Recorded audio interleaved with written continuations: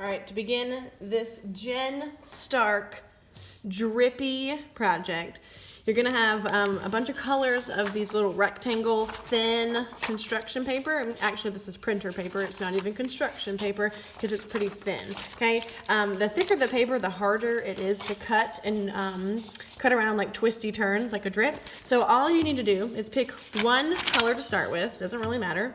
And on this paper, you were going to design your drip, okay? So I would start from the top, like have this be the top, and then drip down here, okay? So really, any kind of little drippies look cool.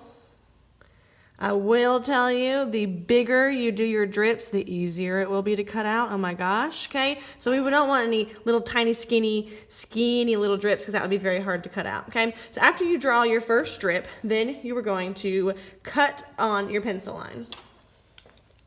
When you are cutting, I know that you are big kids and you don't need to hear this, but I'm gonna tell you anyways, because when you are cutting, you need to go very slowly and turn your paper. You will notice that my scissors are staying in the exact same place.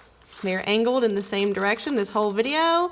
I am only turning my paper because these drips are very loosey and curvy and our lines are very free-flowing. It's much easier to cut them if you are turning your paper as you are cutting. You don't have to be super duper perfect and cut exactly on your lines. No worries if you can still see pencil lines. Okay, so I am turning this paper. My scissors are in the same exact spot. My right hand that has the scissors in it, never moves. The only hand that is moving around is the left hand, which is grabbing and turning the paper. I'm also slowly chomping on my scissors while I am turning, okay? You will get the hang of this eventually, okay? So now I have trash and my first piece. What you're gonna do next is move your trash out of the way and pick your next color. You are gonna line up your drip on top of your next color. If you have the straight edge lined up here, you won't have a ton of room to cut out more drips. So what I would do is move this up a little bit so it's not straight with the other color. Move it up just a little bit, but you don't want to move it up so far that you see the table, okay? So here is probably pretty good. Then what you're going to do is you're going to trace around your first color, but you're going to leave a space, okay? So check it out. You're going to leave a space.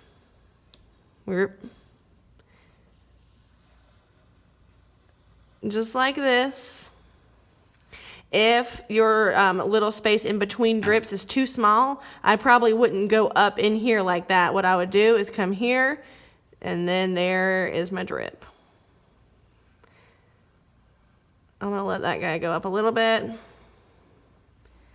And then there. Okay, so I'm not tracing right up against it because we want to see the next color. So to do that, we're going to leave a little, I think the width of your finger is probably a good length to do that. So just a little space in between your first color and your second color, okay? Then you can move that out of the way. What I think would be the best for you to do so that you don't get confused when you have a bunch of them cut out is label this guy 1. This is where I can still see pencil lines on the green one, and I'm labeling him 1, okay? So this will be 2. And then you will do that same cutting method to cut out your next color. All right, so the rest of this little cutting part, I did speed the video up, but I'm doing the same exact cutting method that I was doing for the green one.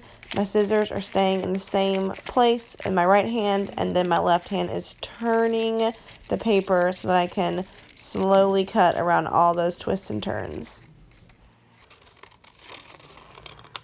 All right, so now I have more trash, and there's my number 2, okay?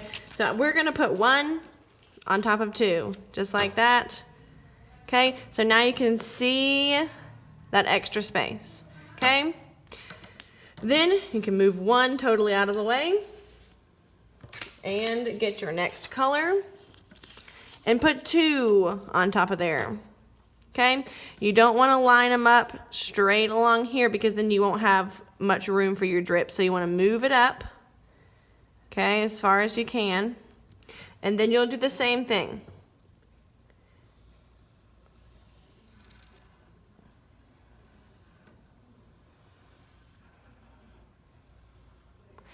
You can see that it's starting to get a little bit less defined. Okay, so they're not as drippy, okay? But no matter, we're still gonna cut that guy out, okay? So that will be 3, and I will cut him out. Okay, so now I have a little piece of trash. There's 3. 2 goes on top of there. 1 goes on top of there. Okay, and we can keep going. The reason why we have these pencil lines here on the same side as where we traced them is because eventually we can always flip these over and then we won't see any pencil lines. It'll be the exact same thing, just without the pencil lines. Once you get to the point where your drips aren't as defined, kind of like how I was saying, then what you can do is kind of start to make different shapes of drips so they don't have to be necessarily exactly like this. They can be like a layer. So I'm going to move 1 and 2. I'll still have 3. Oh, and I do want to flip these over because I had pencils on this side. So I want for this to be my pencil side. So then you can kind of start doing different drips. So let's see, I'm going to go down here. So now, if you want to, they can be a different kind of shape with your line, a different line, okay? And then same thing, you will cut those out.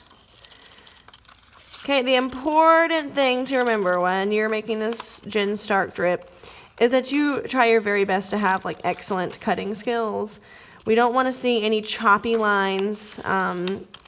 Show me that you can really handle those scissors and turn the paper as you're cutting. That will give you the best outcome. We are taking our time. Okay, see how my lines are very nice and smooth, not choppy. Okay, move my trash out. So, and let's see, I'm gonna label this 4. Okay, so now I have 3. And 3 and 4 aren't going to line up because I did a different design or a different line pattern for 4. Okay, so see how it looks, the yellow one is kind of different. Okay, that's totally fine.